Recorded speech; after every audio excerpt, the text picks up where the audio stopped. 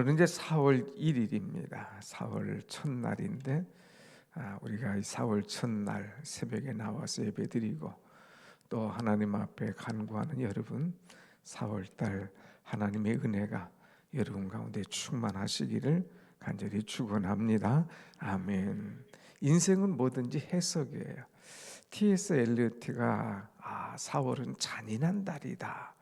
왜 잔인한 달이다 이렇게 얘기하는지, 사람들은 4월달은 잔인한 달, 뭔가 잔인한 일이 생길 거야 하면서 은근히 두려움과 걱정합니다. 그럴 필요 없어요.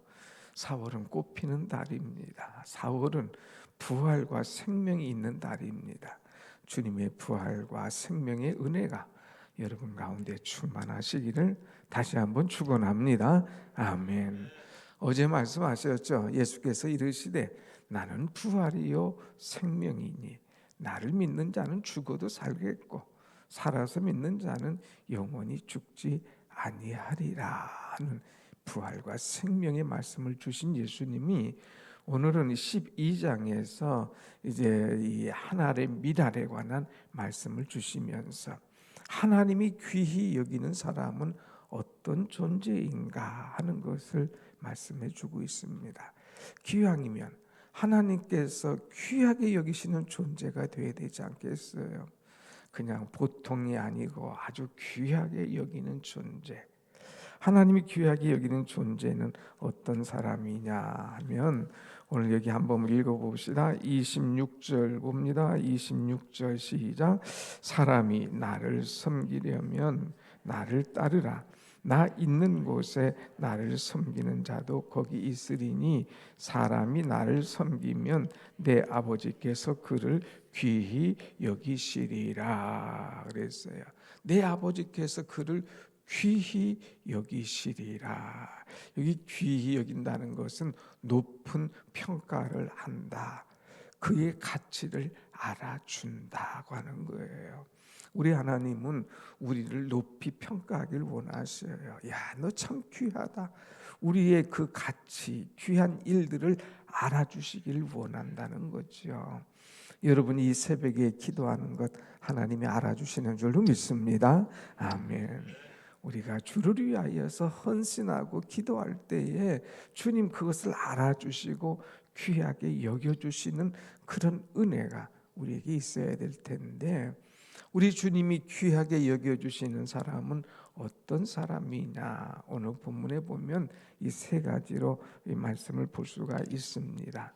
먼저 24절 말씀 보십시다. 24절 시작. 내가 진실로 진실로 너에게 이르노니 한 알의 밀이 땅에 떨어져 죽지 아니하면 한 알 그대로 있고 죽으면 많은 열매를 맺느니라. 아멘. 한 알의 밀을 이제 주님 말씀하시면서 한 알의 밀이 썩지 않고 떨어져서 죽으면 많은 열매를 맺게 될 것이다 하는 그런 말씀을 주고 있습니다. 다시 말하면 하나님이 귀하게 여기시는 존재는 어떤 존재냐? 떨어져서 죽어야 된다 하는 거예요. 죽으면 하나님께서 귀한 존재로 사용하신다는 말씀입니다. 예수님께서는 이 하늘의 미를 비유하시면서 자신을 가리킵니다. 내가 하늘의 미랄이 되어서 이 땅에 왔는데 내가 죽을 것이다. 주님께서 죽으실 것을 예언하시는 말씀. 주님께서 하나님이시면서도 이 땅에 오셔서 하늘의 미랄로 오셔서 땅에 떨어져서 내가 죽을 것이다. 죽을 것이다.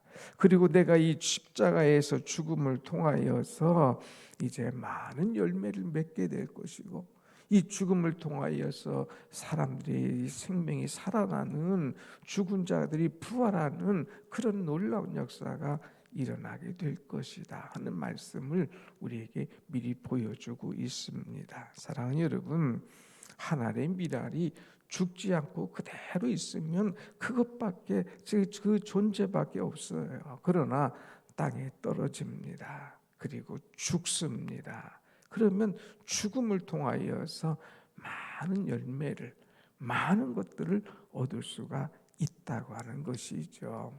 우리의 신앙이, 우리의 믿음이 그렇게 성장하지 않는 이유가 뭘까? 우리의 신앙이 아름다운 열매를 맺지 못하는 이유가 뭘까? 죽지 않기 때문에 그래요. 죽어야 되는데 오늘 여러분, 오늘 우리는 나 자신을 얼마나 죽였는가를 한번 생각해 봐야 돼요. 나는 예수 그리스도 믿고 나는 은혜 받고 나는 직분 받고 얼마나 죽었는가 하는 거예요. 특별히 4월은 부활의 달이에요. 우리가 부활하기 위해서는 죽어야 됩니다. 고난 받아야 돼요. 어떤 십자가도 내가 지겠노라고 마음에 각오하고 결심하고 그대로 행해야 생명의 역사가 일어난다고 하는 것입니다. 여러분, 내가 죽지 않고는 살아날 수가 없어요. 여러분의 가정에서 여러분이 죽지 않고는 여러분의 가정이 살아날 수가 없어요. 내가 사랑하는 아내, 사랑하는 남편을 전도한다고 하는데, 그들을 변화시킨다고 하는데, 내가 죽지 않으면 그들이 변화가 일어나지 않아요.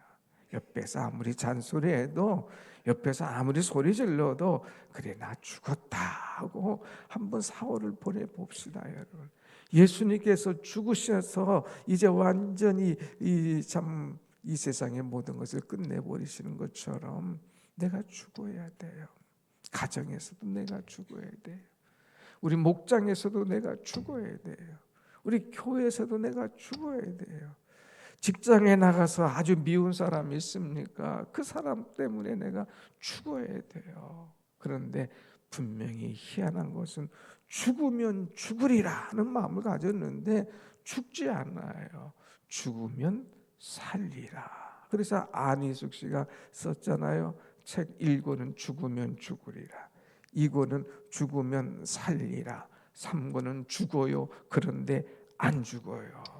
내가 죽는 걸 알았는데, 실제는 내가 나를 죽이려고 그렇게 애를 썼는데 나중에 보니까 나도 살고 다른 사람도 살더라 하는 거예요.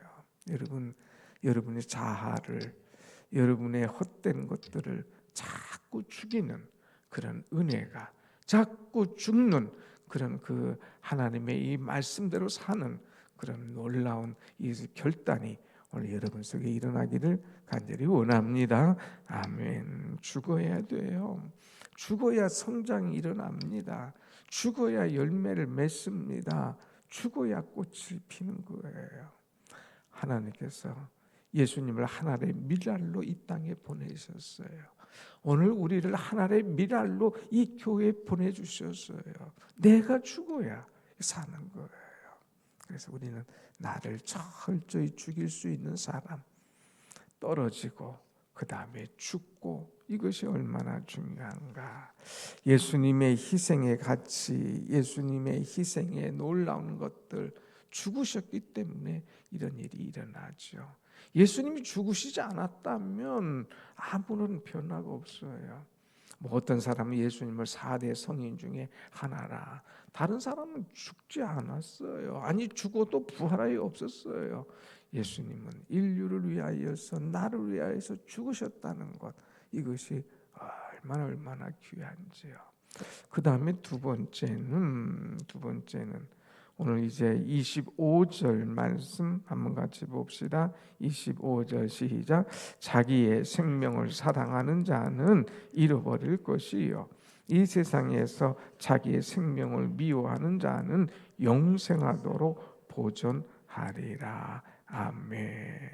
자기의 생명을 사랑하는 자는 죽을 것이다 그랬어요. 잃어버릴 것이다. 그러나 자기의 생명을 미워하는 자는 영생하도록 보존하리라. 하나님이 책임져 주신다고 하는 것이죠. 우리는 자기 사랑이 너무나 강해요. 특별히 자기의 생명을 귀하게 여기지 않을 사람이 어디 있습니까? 그런데 자기의 생명을 너무나 사랑하고 귀하다 보니까 정말 사랑해야 될 것을 사랑하지 못하는 경우가 많이 있죠. 예수님은 우리에게 영원한 생명을 주시기 위해서 자신을 포기하셨어요. 자신의 생명까지 내어주셨어요. 자기 생명보다 더 우리를 사랑하셨다고 하는 것입니다. 그렇기 때문에 자기 생명을 이제 내놓고 자기 생명을 아낌없이 드릴 때에 하나님께서 그를 영원하도록 보존하여 주시는, 오히려 사람들보다 이 더 높이 세워 주셔서 사람들이 예수님 앞에 무릎 꿇도록 만들어 주신 것을 우리는 볼 수가 있습니다. 여러분, 나를 사랑하기 때문에, 나만을 사랑하기 때문에 다른 일 하지 못하는 존재가 아니라 나를 사랑하기보다는 내 이웃을, 주님을 더 사랑할 수 있는 우리가 될 때에 주님께서 우리를 귀하게 여겨주실 줄로 믿습니다. 아멘. 이 세 번째는 이제 그래서 이 내 생명을 미워한다고 하는 것 하나 더 말씀한다면, 자기의 생명을 미워한다. 자, 어떻게 하는 것이 자기의 생명을 미워하는 것일까? 쉽게 얘기한다면 자기 생명에 대한 애착, 자기 생명만을 사랑하는 그런 것이 아니라 때로는 자기의 생명까지도 포기하고 내놓을 수 있는 그런 마음의 자세예요. 나의 유익, 나의 체면, 나의 자랑, 나의 고집, 나의 모든 것, 이런 것까지도 포기하고 내놓을 수 있는 그런 마음이 우리에게 있어야 되죠. 예수님은 생명까지도 내놓으셨는데 우리는 내놓는 게 뭐 있나요? 하나도 없어요. 아니에요.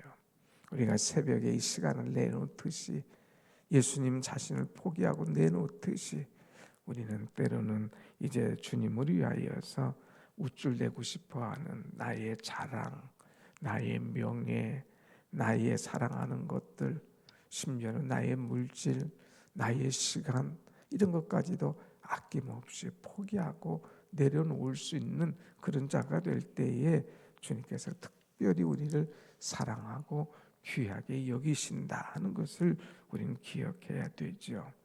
이제 세 번째는 보면 어떤 것을 하나님께서 귀하게 여기시냐, 26절 말씀 보겠습니다. 26절 시작. 사람이 나를 섬기려면 나를 따르라.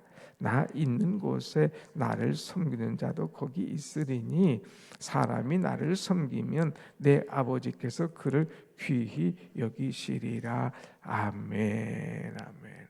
우리는 주님을 따르며 주님을 잘 섬기는 사람, 이 사람을 주님은 귀하게 여기신다고 하는 거예요. 두 가지예요.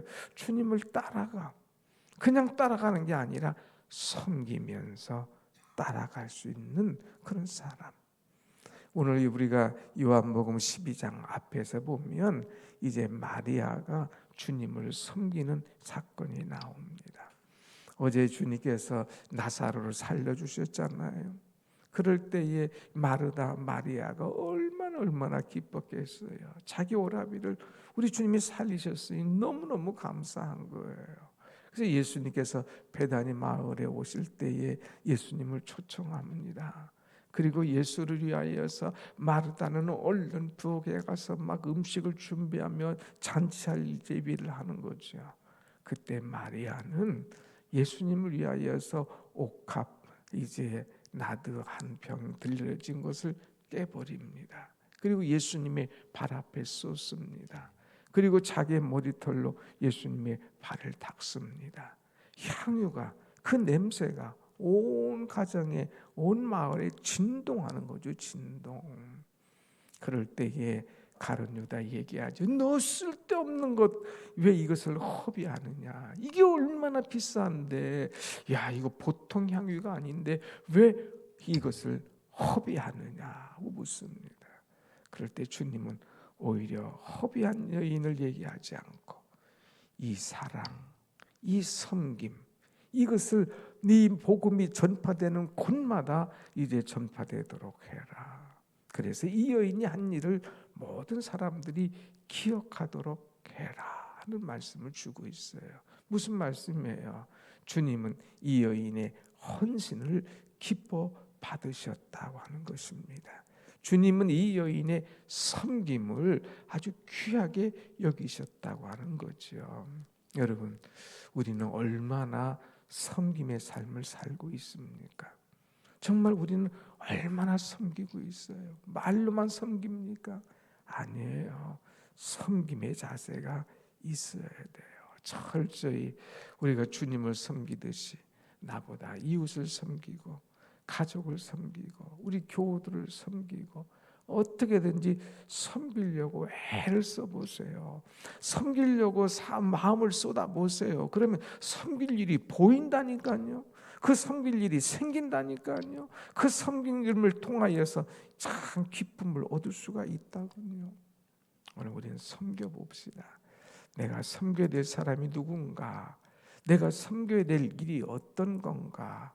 우리가 기도할 때에 섬겨야 될 일들이 생겨지고 섬길 방법이 깨달아지고 섬겨야 될 그런 책임이 우리에게 있음을 또한 알 수가 있습니다.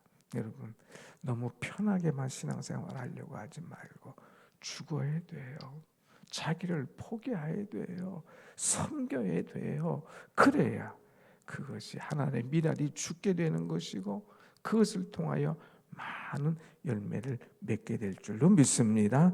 아멘.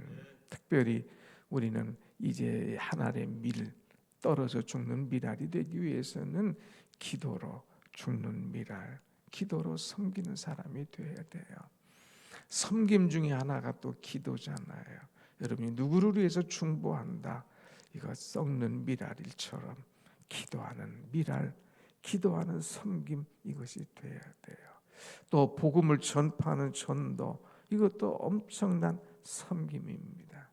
이번에 필리핀 나가서 참 선교를 해보니까 거기 선교사님 그냥 열매를 맺는 게 아니에요.